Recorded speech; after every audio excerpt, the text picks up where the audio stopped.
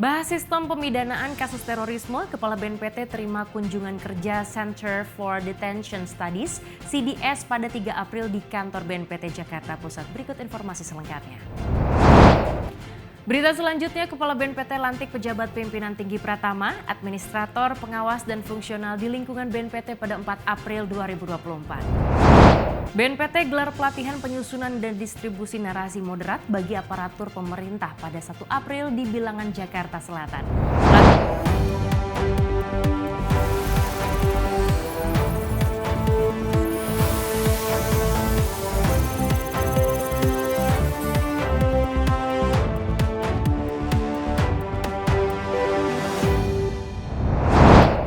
Sobat Damai, saya Indira Dewi kembali hadir menyapa Anda untuk memberikan sejumlah informasi terkini seputar kegiatan dan program kerja Badan Nasional Penanggulangan Terorisme dalam BNPT Update.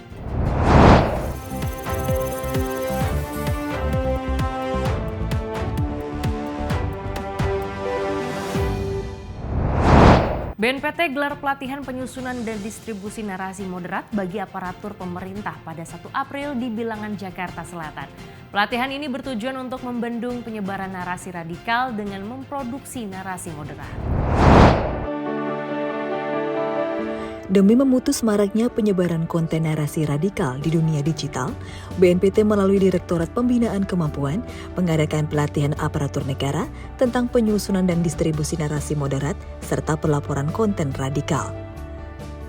Hadir dalam pembukaan pelatihan ini, Deputi Bidang Penindakan dan Pembinaan Kemampuan Irjen Pol Ibnu Suhendra, Direktur Pembinaan Kemampuan Brigjen Pol Wawan Ridwan, serta pejabat administrator di lingkungan BNPT. Pelatihan ini diikuti oleh personil humas dari kementerian lembaga serta TNI dan Polri dalam upaya memutus penyebaran konten radikal. Membuka acara, Ibnu Suhendra menyampaikan bahwa kegiatan ini diharapkan mampu meningkatkan kemampuan peserta dalam memproduksi narasi moderat untuk membendung penyebaran narasi radikal.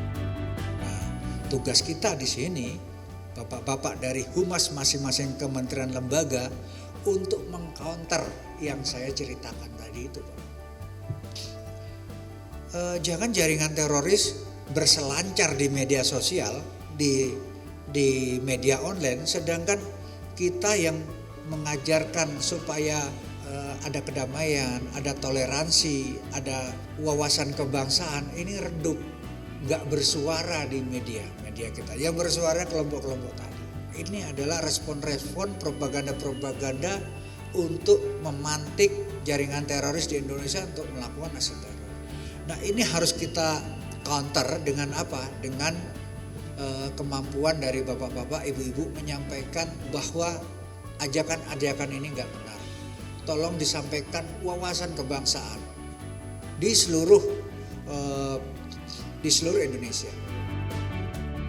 Dalam pelatihan ini, peserta mendapat materi dari narasumber yang andal di bidangnya, mulai dari materi penyusunan dan distribusi narasi moderat hingga mekanisme aduan konten internet negatif. Pelatihan ini digelar selama 3 hari hingga 3 April 2024.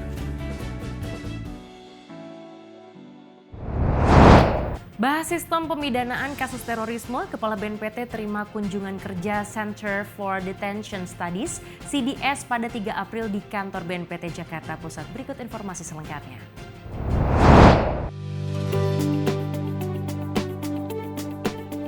Guna membahas sistem pemidanaan tindak pidana terorisme di Indonesia, Kepala BNPT Komjen Pol Muhammad Riko Amel Zedahnil beserta jajaran menerima kunjungan dari Center for Detention Studies pada 3 April di kantor BNPT Jakarta Pusat.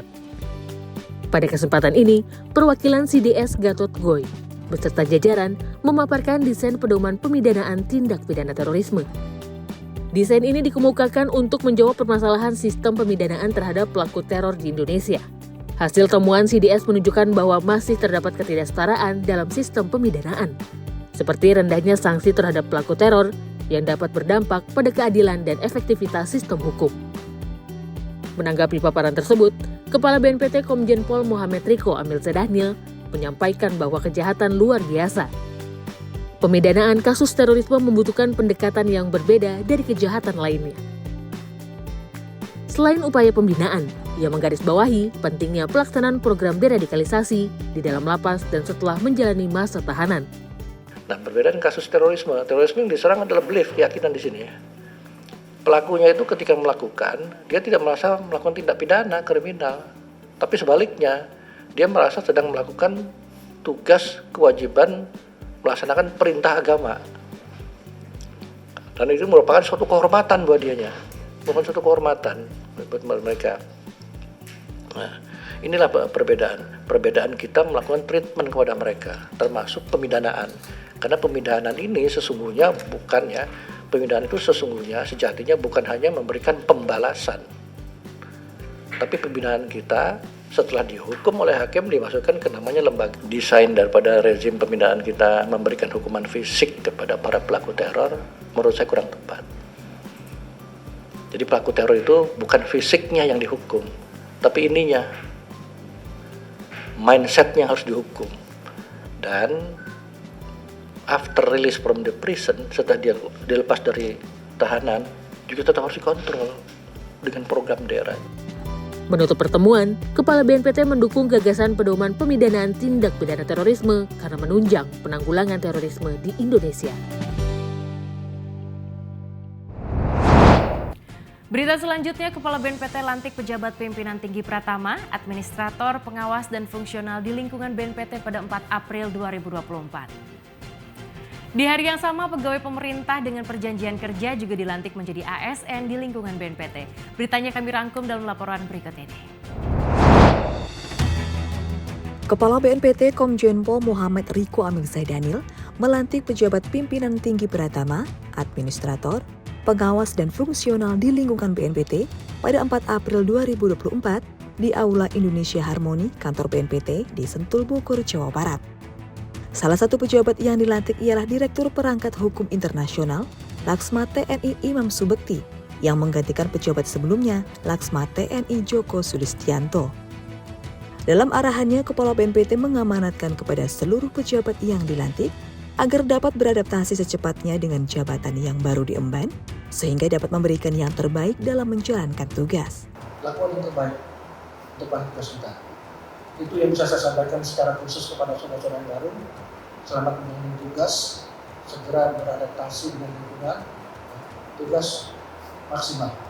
Berikan yang terbaik dengan tugas saudara. Mudah-mudahan kalau dikerjakan dengan penuh keikhlasan untuk yang terbaik demi bangsa dan negara, demi BNPT, insya Allah akan menjadi amal ibadah dan saudara-saudara.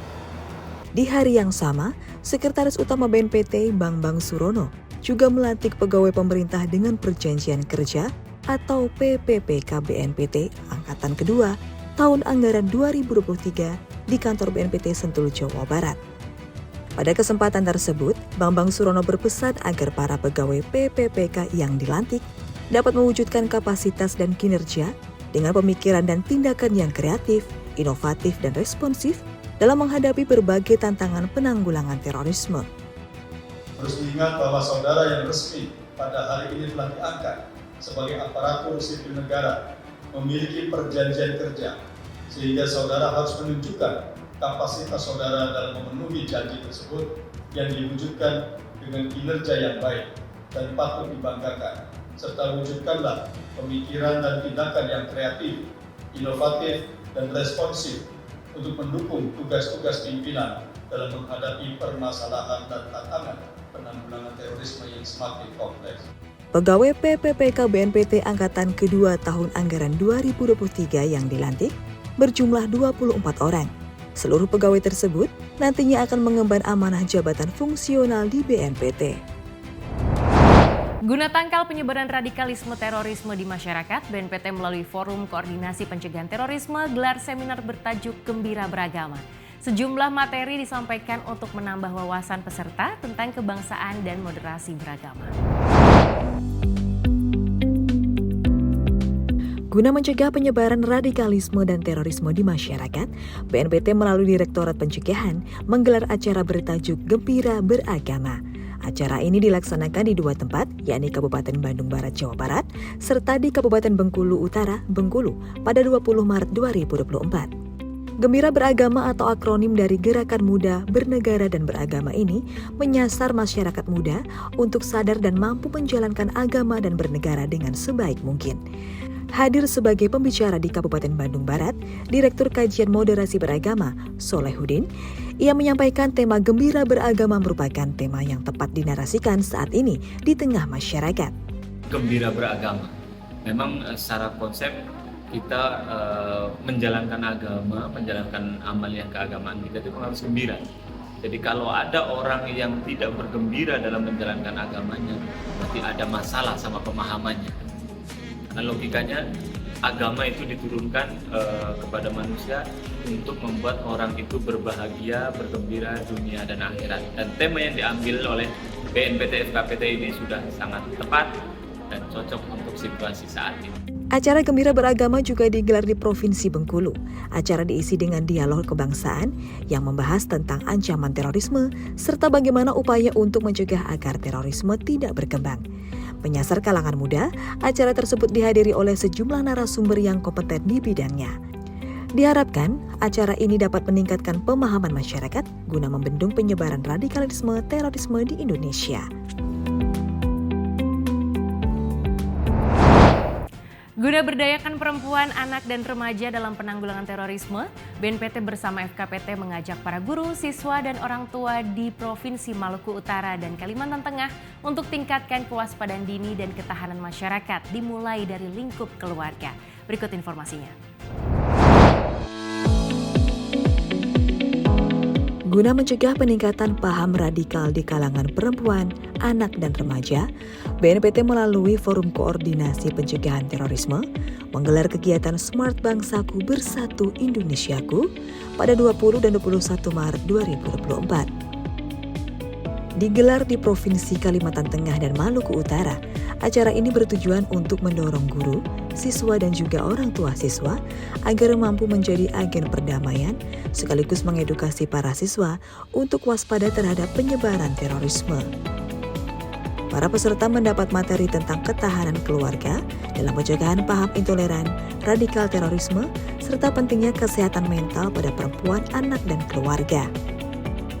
Subkoordinator Pemulihan Korban BNPT, Nilam Ayuning Tias, berpesan agar seluruh peserta meningkatkan kewaspadaan dini, menumbuhkan semangat nasionalisme, bersikap kritis dalam mengelola informasi, serta aktif menyebarkan narasi perdamaian untuk melawan propaganda radikalisme. Salah satu peserta kegiatan, Ade Suryani, guru asal Tidore, mengapresiasi kegiatan ini yang mendorong peningkatan kewaspadaan perempuan terhadap ancaman terorisme. Untuk kegiatan hari ini saya rasa sangat bermanfaat karena di sini kami lebih dikasih pengetahuan lebih terkait dengan peran mana peran orang tua, mana peran guru, mana peran siswa untuk bisa mencegah terorisme. Kegiatan ini juga sejalan dengan salah satu program prioritas nasional BNPT tahun 2024, yaitu pemberdayaan perempuan, anak, dan remaja. Berita selanjutnya kita beranjak ke Provinsi Sumatera Selatan, di mana BNPT bersama Forum Koordinasi Pencegahan Terorisme gelar kegiatan Kenduri untuk mewujudkan desa siaga dengan resiliensi. Acara ini dilaksanakan guna tingkatkan ketahanan masyarakat terhadap bahaya terorisme.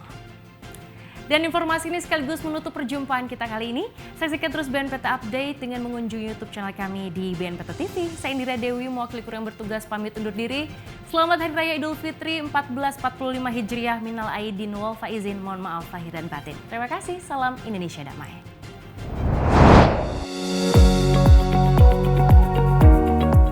Maraknya penyebaran paham radikalisme terorisme di daerah menjadi tantangan tersendiri untuk BNPT sebagai leading sektor dalam penanggulangan terorisme. Untuk itu, BNPT melalui FKPT melaksanakan kegiatan Kenduri atau Kenali dan Peduli Lingkungan Sendiri. Dilaksanakan pada 20 Maret 2024, acara ini diadakan di Kelurahan Pasar II, Kabupaten Prabu Mulih, Provinsi Sumatera Selatan. Acara dihadiri oleh sejumlah narasumber untuk menambah ilmu dan pengetahuan dari para peserta acara terkait penyebaran paham radikal serta cara penangkalnya. Dengan melibatkan masyarakat luas, acara ini diharapkan dapat meningkatkan pemahaman masyarakat tentang bahaya terorisme dan dapat menjadi garda terdepan dalam melawan paham radikalisme terorisme.